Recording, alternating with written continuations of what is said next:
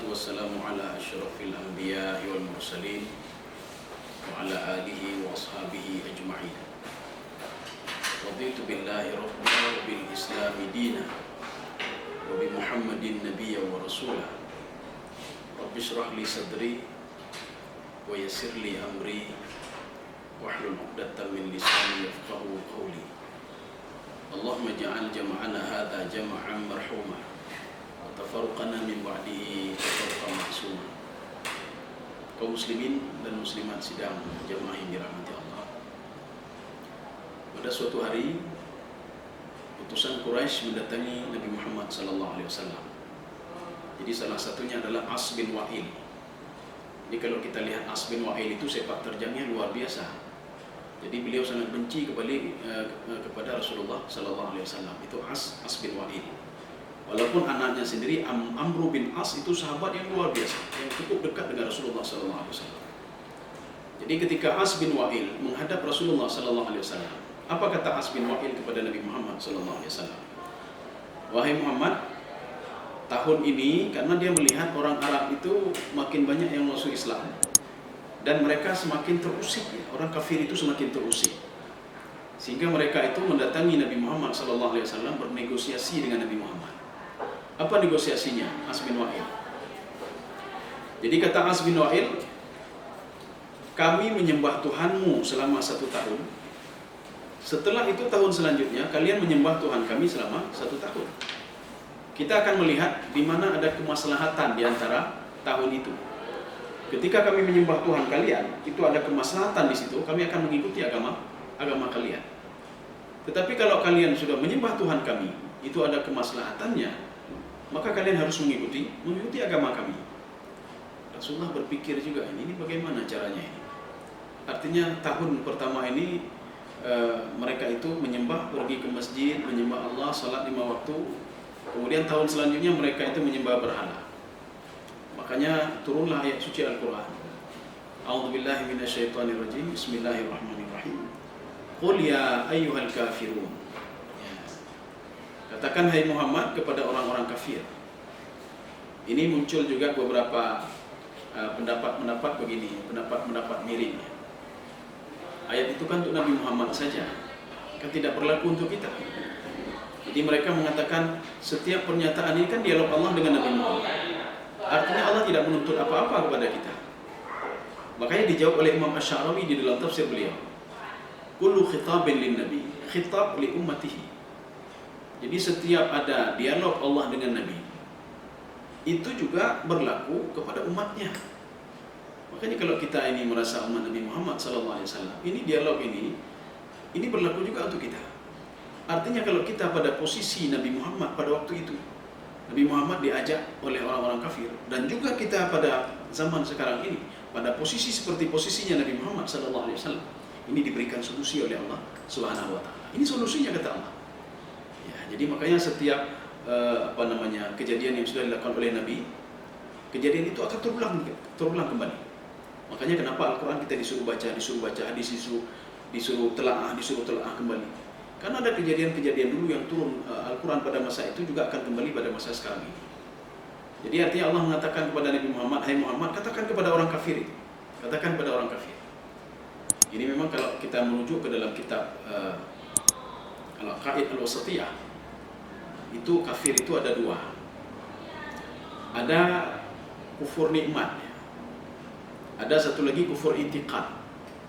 Kufur itu kalau di dalam bahasanya, kufur itu sudah menggali, dia tahu, menutup kebaikan, itu kufur namanya.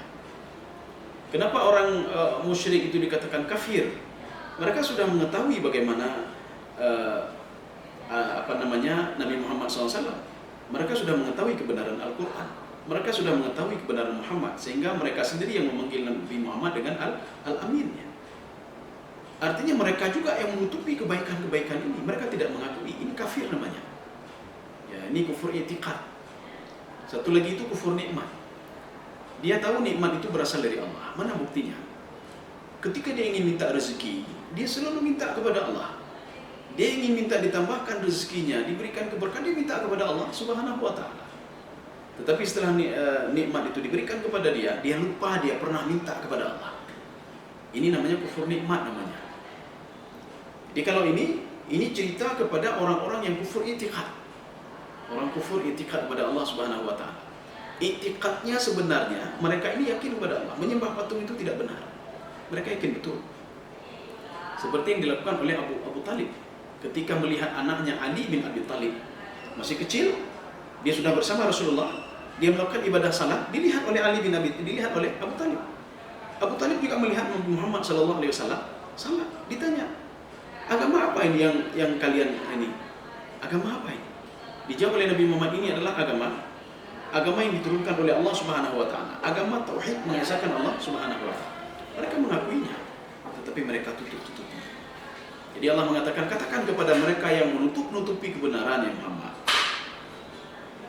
la a'budu ma ta'budun. Ya, kita mungkin di sini muncul beberapa pertanyaan. Ada orang iseng-iseng ya bertanya begini, kenapa diulang-ulang ada a'budu wala ana abidum ma abattum antum ta'buduna abiduna. Ya, kenapa diulang-ulang itu? Jadi makanya Ibnu Abbas mengatakan itu bukan pengulangan, itu bukan takrir, itu bukan pengulangan. Masing-masing memiliki maknanya sendiri.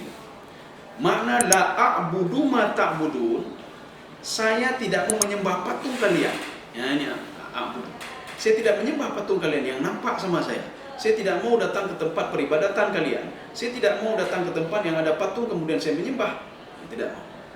Ini artinya secara fisik ya, kita menundukkan kepala kepada Tuhan mereka. Ini fisik.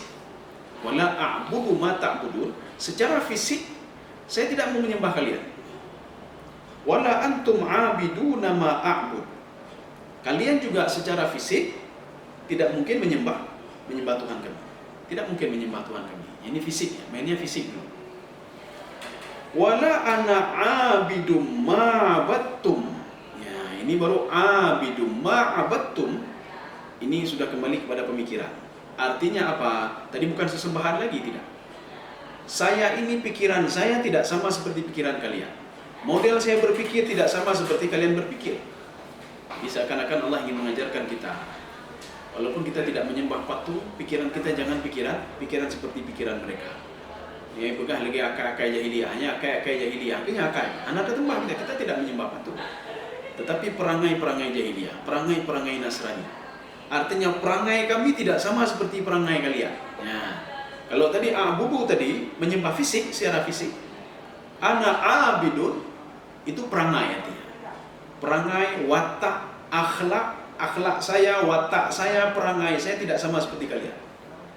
Karena sekarang sudah muncul perangai-perangai seperti ini. Jika dikatakan kami tidak menyembah patung, kami tidak ini, kami tidak itu, kami tidak menyembah berhala, tapi perangainya perangai orang penyembah berhala. Akalnya akal jahiliyah, akalnya akal kafir, akalnya pemikirannya juga demikian. Ya, pemikiran kafir. Makanya sekarang orang barat itu bukan memaksa kita untuk menyembah patung, tidak. Mereka itu memaksakan pikiran kita sekarang untuk menyembah apa yang mereka sembah. Jadi logika, pikiran-pikiran. Ya. Makanya sekarang sudah ada ghazul fikri. Artinya perang yang dilakukan sekarang itu adalah perang pemikiran. Jadi bukan perang untuk kita diwajibkan sembah Tuhan mereka sembah, ini tidak. Jadi artinya apa? Pemikiran kita ditundukkan oleh mereka. Pemikiran kita ditundukkan. Apa yang mereka inginkan kita semua pakai. Ini makna wala ana abidu ma'badtu wala antum abiduna ma'abud. Ibnu Abbas mengatakan ayat ini bukan pengulangan, ayat ini bukan tikrar. Biasanya tikrar itu, pengulangan itu akan muncul di benak kita kan begini, mengulang-ulang kan tidak ada gunanya. Setelah itu diulang kan tidak ada gunanya. Hanya Ibnu Abbas mengatakan ini bukan pengulangan, hadza laysa tikrar, kata beliau. Ini wala antum abiduna ma'abud, walaupun sama seperti yang di atas, wala antum abiduna ma'abud. Yang pertama itu secara fisik, ya, kalian pergi ke masjid, kalian tidak bisa seperti kami, pergi ke masjid menyembah Allah tidak bisa. Atau pikiran kalian seperti pikiran kami juga tidak bisa, tidak boleh. Ya, tidak boleh. Kalian menyembah patung, tapi pikiran kalian pikiran ini tidak boleh, tidak boleh.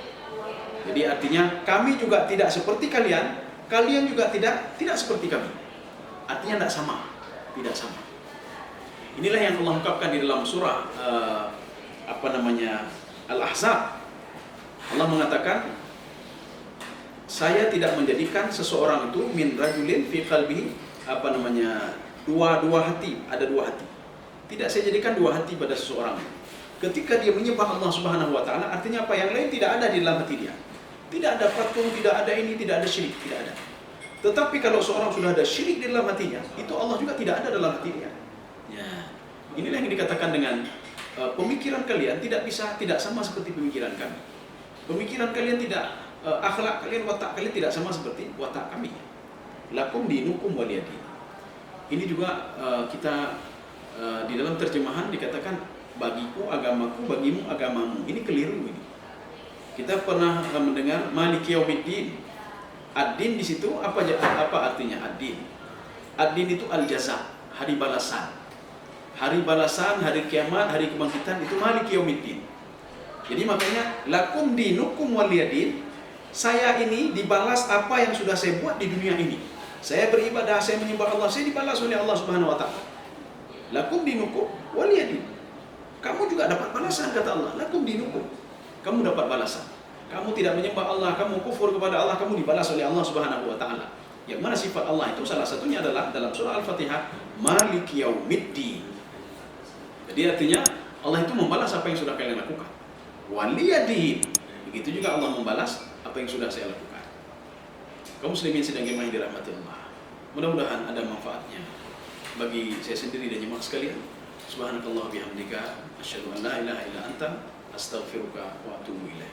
Assalamualaikum warahmatullahi wabarakatuh.